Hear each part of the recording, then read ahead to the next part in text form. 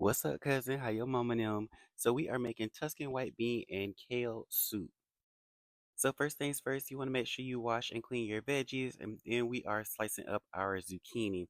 So I wanted to do something a little bit different for my vegan cousins and make them a meal. So I am slicing up my mushroom right now. As you can see, I'm slicing it into like just some little halves and moving that to the side.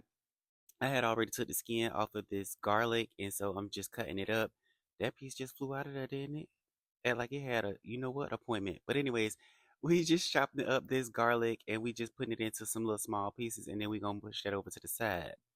Now we are grating the zest of a lemon. Something told me I should put this in a glass bowl, but this little plastic bowl it'd be right on my counter, so I just grabbed it, washed it out, and then starting to zest this lemon. I probably should have got like a better grater, but this is what I had. This is what we working with. So this is what your chopping board is going to look like: the zest of lemon, your mushrooms, your zucchini, and your garlic. The recipe states that you have to mash up your beans. It didn't say like to mash them like completely.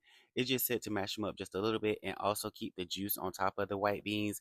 So I'm just mashing them up just a little bit, just so they can go into the pot. Oh my gosh, I can't talk today. Into a lightly oiled pot, you're gonna put your panko crust, panko seasoning, whatever it's called. Look how this just went all over my stove like it's some grits or something. Piss me off. Anyways, you want to put that into the pan, let that crust over or whatever. Then you're going to put your zucchini and your mushrooms in there. You're supposed to kind of like roast them a little bit at the bottom, but I ain't had time for that. I just let mine get soft like one of my exes, and then I pull in some of my stock concentrate for like the soup base, and then I poured in those white beans or whatever. Then this is me pouring in the Tuscany heat. I only poured in a little bit because the last recipe I poured all of it in there, and baby, it cleared my sinuses. This is me pouring in a half a cup of water to start making the soup.